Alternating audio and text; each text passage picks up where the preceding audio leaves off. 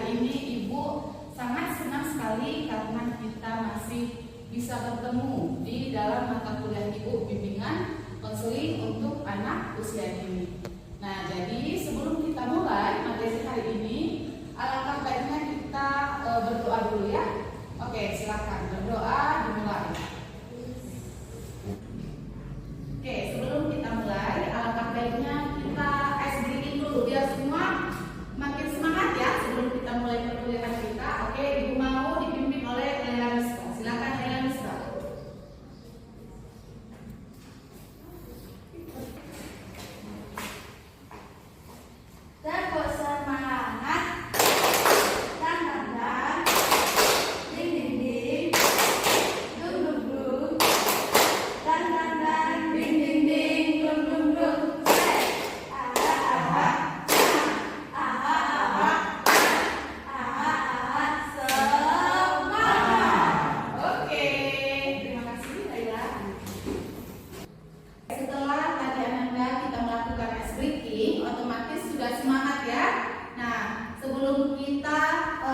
Membahas mengenai materi kita yaitu layanan bimbingan konseling pada permasalahan sosial anak usia dini, Ibu ingin menjabarkan tujuan dari kegiatan ataupun materi hari ini yang akan Ibu paparkan atau kita diskusikan adalah tentang diharapkan Ananda dapat mengetahui yaitu layanan apa yang dapat kita lakukan untuk mengatasi permasalahan sosial anak usia dini, kemudian jenis-jenis permasalahan sosial apa yang bisa terjadi untuk anak usia dini, dan selanjutnya nanti layanan bimbingan konseling pada anak usia dini ini akan dapat Ananda aplikasikan di keseharian, baik itu nanti praktek di lapangan maupun nanti di luar lingkungan ya. Pada pertemuan ini kita akan membahas tentang layanan bimbingan dan konseling pada permasalahan sosial emosional anak usia dini. Tapi sebelumnya Ibu ingin mengulang sedikit mengenai materi kita minggu lalu. Apakah Ananda semua masih ingat apa itu yang dimaksud dengan bimbingan dan konseling? Ada yang ingat dulu? Oke, silakan Melina. Bimbingan konseling adalah pemberian bantuan kepada individu, kelompok maupun orang. Oke, yang lain? Ada yang masih ingat apa yang disebut dengan bimbingan konseling? Oke.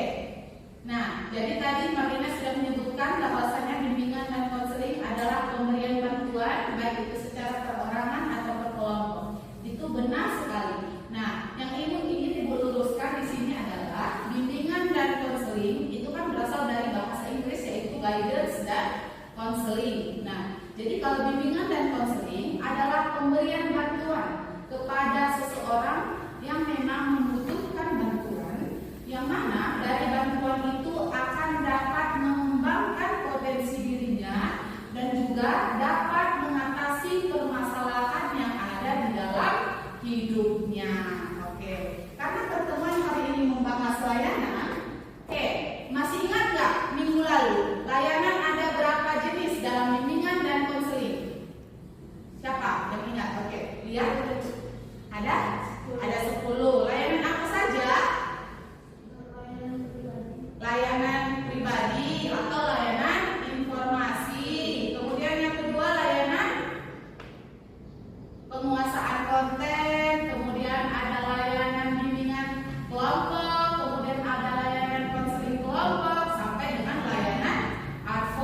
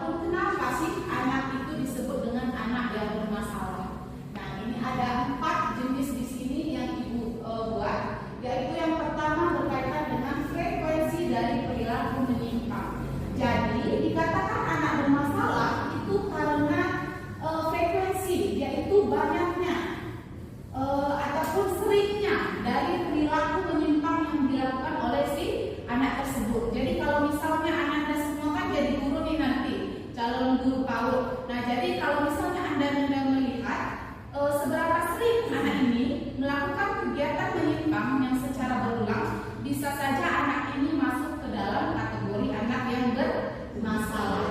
Kemudian yang kedua adalah intensitas ataupun pengulangan. Jadi kalau misalnya tadi yang pertama tentang masalah yang dilakukan selalu sama, sedangkan yang kedua adalah bagaimana waktu yang dilakukannya. Apakah secara terus-menerus perilaku tersebut atau perilaku bermasalah tersebut berbeda dan dilakukan secara berulang.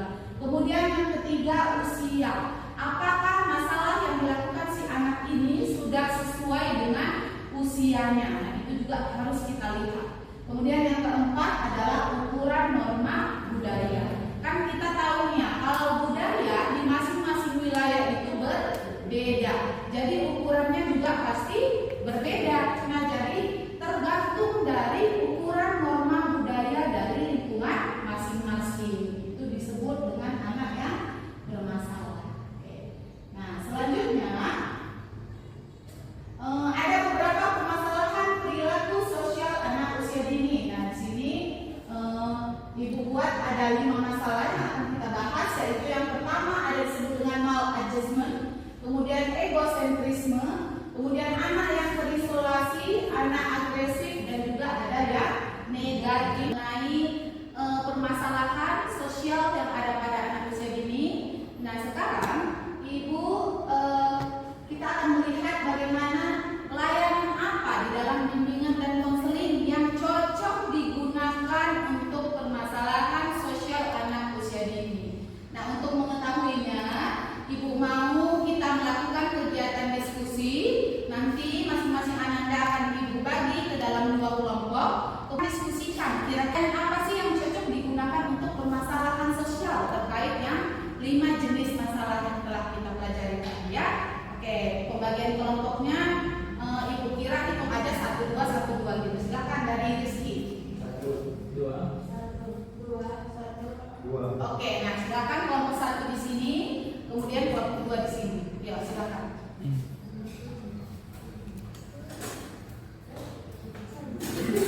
Oke, buat kelompok ya, kelompoknya lingkar. Oke, selesai diskusinya ya semua. Sudah, Ibu. Oke, nah silakan masing-masing memaparkan hasil dari diskusinya ya. Kira-kira layanan apa yang cocok kita gunakan untuk mengatasi permasalahan sosial anak usia dini. Oke, silakan kelompok 1. Siapa perwakilan?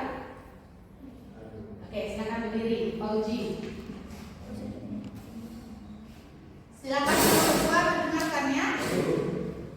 Bismillahirrahmanirrahim. Assalamualaikum warahmatullahi wabarakatuh. Waalaikumsalam warahmatullahi wabarakatuh. Baik, di sini saya akan mempresentasikan hasil diskusi kami yang dimana layanan BK apa yang cocok digunakan untuk anak usia dini. Permasalahan sosial. Yang pertama, konseling individu, yaitu membantu individu memahami dan mengatasi masalah maladjustment, agresif, dan egosistris melalui konseling satu-satu. Oke. Nah, silakan bagaimana tanggapan kelompok 2 mengenai jawaban dari kelompok 1? Silakan siapa yang mau menanggapi. Waalaikumsalam warahmatullahi wabarakatuh.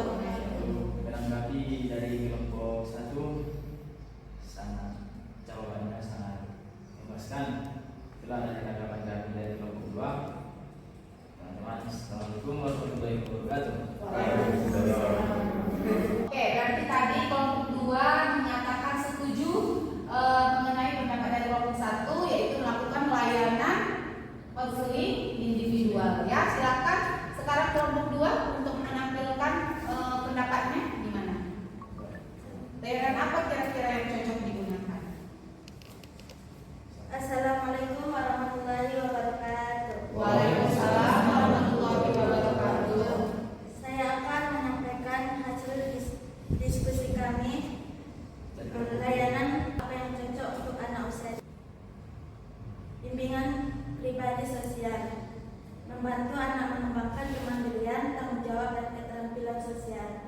Contohnya, mengajarkan anak cara berinteraksi dengan teman sebaya, berbagi dan menyelesaikan konflik secara positif. Oke, terima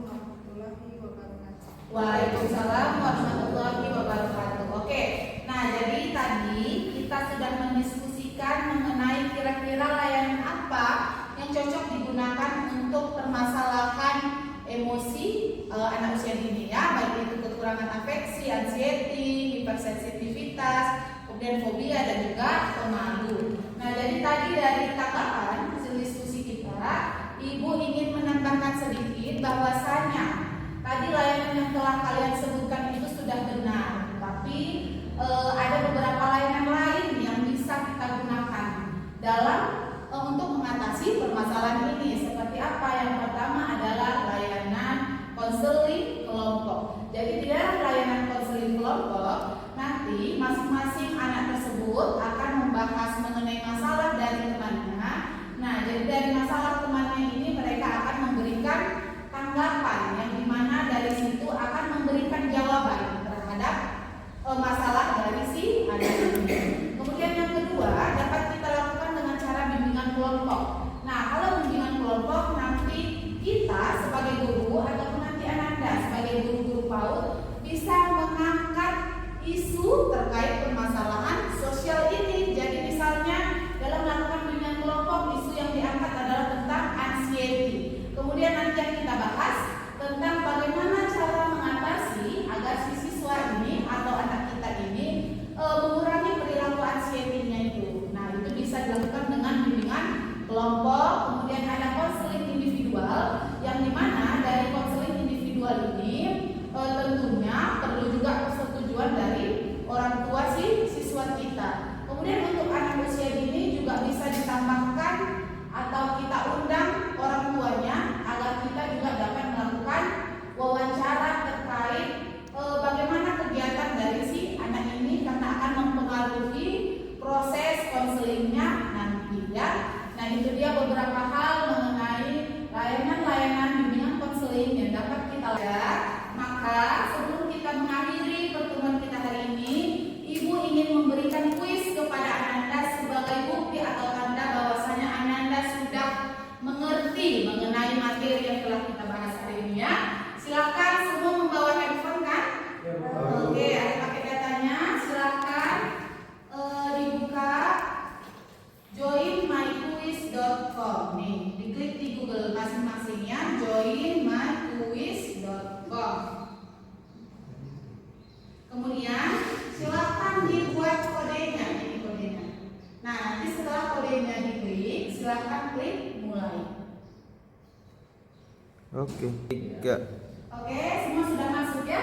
Oke, kita mulai ujiannya ya.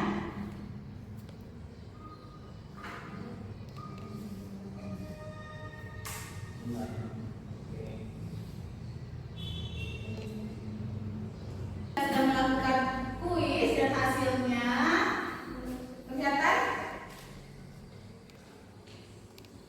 Yang pertama, berarti peringkat pertama ada si khotib ya. Oke,